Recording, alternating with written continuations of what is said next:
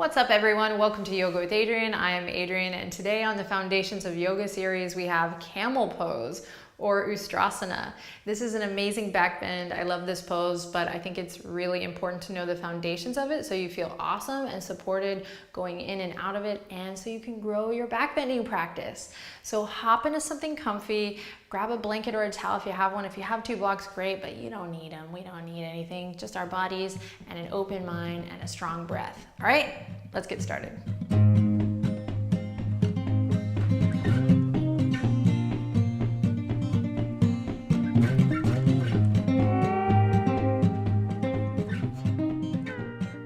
All right, my friends, let's begin on all fours. We're gonna start with a little cat-cow because I would be a shitty yoga teacher if I just took you right into camel, because camel is a back bend and we need to make sure that we're prepared for that in our body before we work the foundations of Ustrasana.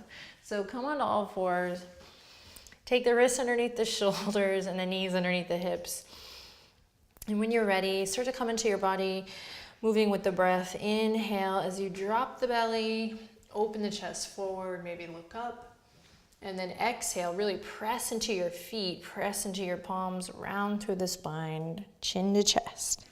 Inhale, drop the belly, open the chest, look up. And exhale, rounding through the spine, navel draws up, tailbone lengthens down, press into all 10 toes, or all of your toes. A couple more times, inhale. And exhale. One more time. Warming up through the spine. Awesome. Heart to earth pose. Take the elbows down where the hands are. And actually, I'm going to walk my elbows out, but you can walk your knees out. I just want to stay on my mat. And we're going to come to basically a half downward dog here. So a little puppy posture here to open up the chest, open up the shoulders, find length in the lower back. So allow your pelvis to rock up towards the sky. Press into the tops of the feet. Inhale. Sweet. Then draw the navel in. This is a great thing to practice too for camel. Connect to your core. Draw the navel in from your center. Engage the low belly and slowly slide all the way through onto the belly. Great, Sphinx pose. So press into the tops of your toes. Elbows are right underneath the shoulders. Press into your palms, root down through your index finger, and inhale, open the chest. Inhale in again. Find a broadness through the upper back body, so engage the muscles there. Find a little broadness through the upper back body, and then exhale, open the heart. Great. Now, practice engaging the belly here in Sphinx. So even if it's just an exploration, you don't have to do anything one way or the other, but just draw the navel in a little bit, maybe lift the lower belly in and up, Uddiyana Bandha. Awesome, and then release. Forehead comes to the mat. We're gonna interlace the fingertips behind the tail. You can keep the heels hip-width apart. And when you're ready, press into your pubic bone firmly, press into the tops of the feet. Try to root down through your pinky toe.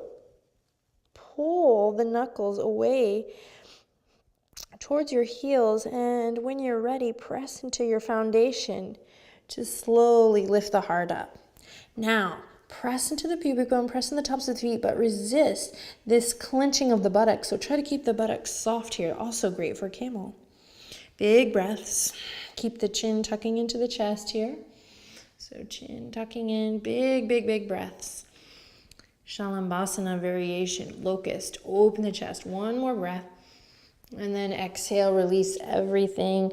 Press into the palms. Come back to all fours. Awesome. Knees are going to come together, arch to arch in the feet. We send the heels back. We roll up through the spine. And head over heart, heart over pelvis. Hero pose, Virasana. Sit up nice and tall. Inhale in, open the chest. And exhale, dropping the shoulders down away from the ears. Lots of space. Awesome. Okay, so camel pose, a back bend. One of those really wonderful back bends that if you take your time with, it can be the most amazing thing in the world. And I find that if you rush it, it can be something that can be quite painful and also perhaps prone to injury. So this is a good one to have a foundations for. So if you have a blanket, you can grab it now. If not, you don't need it. It adds a little bit of extra cushion for the pushing. Just kidding, there's no pushing here for the knees and the legs. So we'll come up onto the blanket if you have it, just to kind of alleviate some of that pressure. And if you have it, just go ahead and let the ankles stay on the blanket and the toes spill off. Then whether you have a blanket or not, everyone come to all fours, and we're going to bring the knees right underneath the hip points.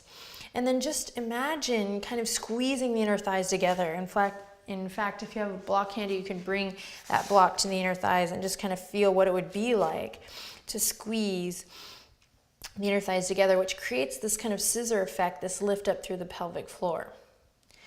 All right. All right, all right, all right.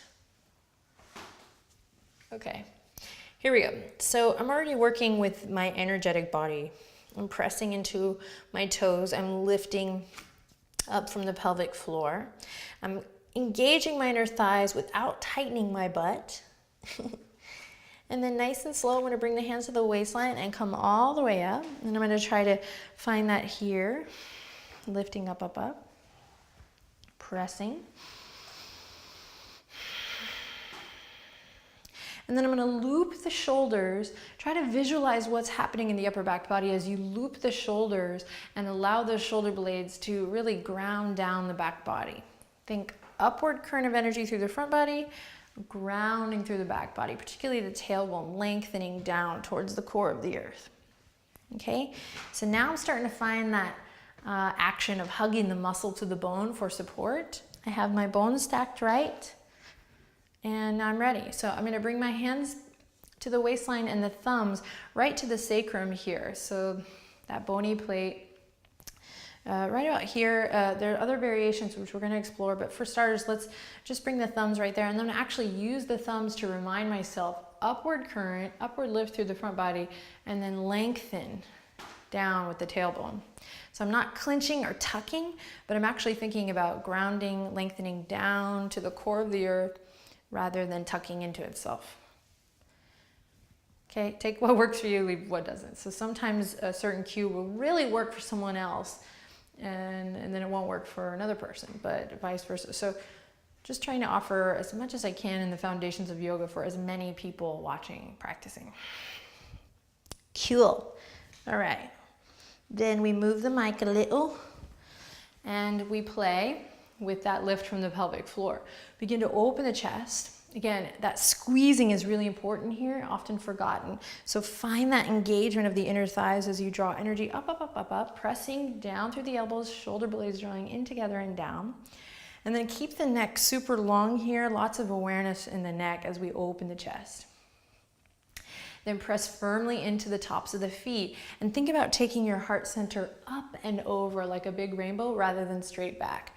So I'm wanting to I'm wanting to create and then retain or keep the back lengthened. What's the word I'm looking for? Don't know. But wanting to keep this length in the spine. I'm not wanting to crunch, especially in the lower lumbar. So visualize, you know me, always being creative, your heart lifting up and over rather than going straight back in space, okay?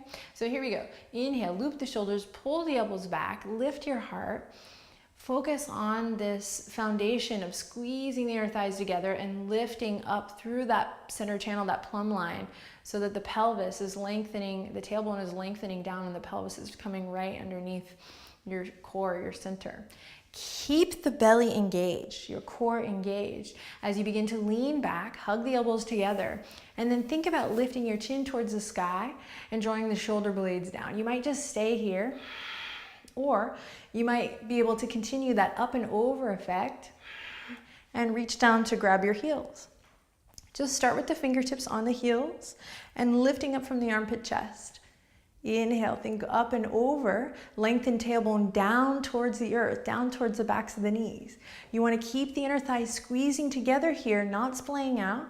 And then maybe I come a little further down, maybe not. Offering variations in a moment. Inhale, carve a line with the nose to look up. If it feels right, we might release back all the way. Again, lengthening tailbone down, shifting the hips slightly forward, lots of length here.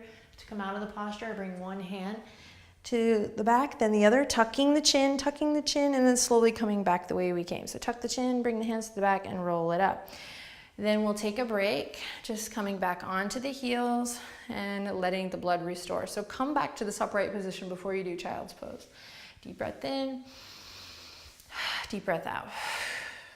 Deep breath in, baby child's pose. All right, so let's try again. So a lot of the common things is there's too much pressure on the knees, so that's why the blankie's good.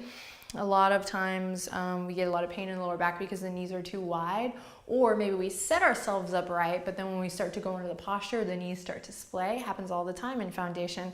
So that's why it's so important to find that connect and then remain connected as you grow the posture, right? Just like the foundation of a house or something, you want it to remain intact, so that you can be supportive. I'm in a weird mood. Okay. The other thing is that we want to, very interesting. Oh, that's a roly-poly, baby roly-poly. You're chill. Another thing is that we really want to bring the hands to the heels, right? We want to come into this awesome shape that looks so cool and feels so awesome. But maybe it doesn't feel awesome and we can't quite get there. So the blocks are really helpful. You're gonna bring them to the outer edges of your heels. Bring them at the top, tip-top level. And then here we go. We squeeze the inner thighs together, thumbs to the sacrum, loop the shoulders, find that length, go through your checklist. Lengthen tailbone down, lift from the armpit chest. Inhale in, press into the tops of the feet, lengthen tailbone down, think up and over with your heart. So up and over rather than sending it straight back, think up and over. And then maybe instead of coming to the heels, you can come to the block here, which is significantly higher. And we open. Stay engaged through your core, breathing deep. So this is a great variation. You can still take the head back if you like here. Breathing deep. Oh, that's not good for my shoulders. Breathing deep, deep, deep.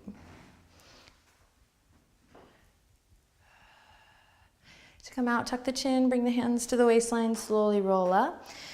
Sending it back, coming to a little Virasana variation here, breathing deep.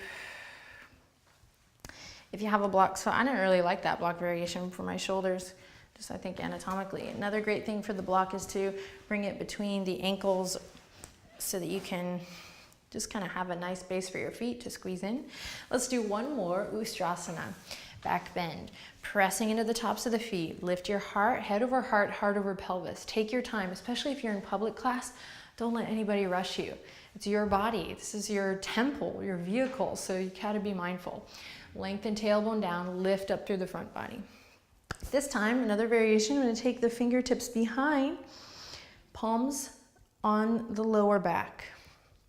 So there's another variation. Inhale, loop the shoulders, pressing down through the thumbs, lengthen tailbone, engage belly. Just like we did in Sphinx. And then when you're ready, think up and over with the heart and play. Keep the inner thighs engaged. If you have that block there, you can squeeze your block. Inhale, open the chest.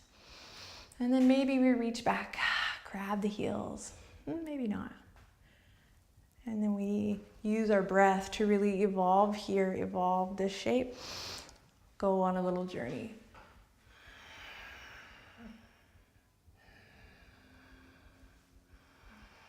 Let the breath move you. And then we slowly tuck the chin to the chest, bring one hand, then the other back, slowly stacking the spine, head over heart, heart over pelvis, smile.